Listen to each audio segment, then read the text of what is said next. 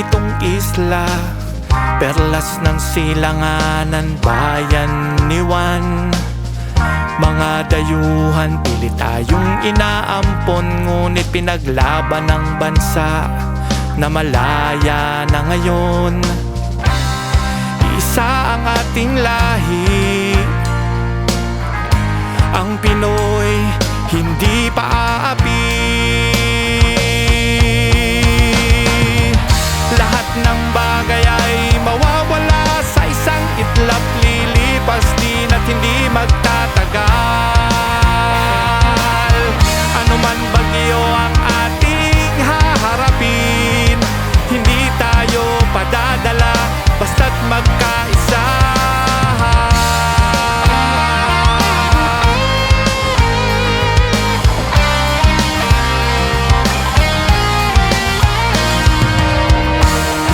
Dapat nating maging hangarin ay mahalin ang sariling bayan natin.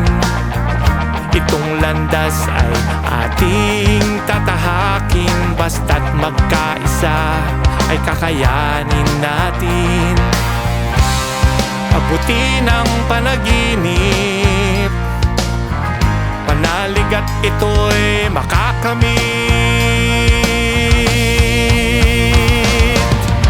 Lahat ng bagay ay mawawala sa isang itlap,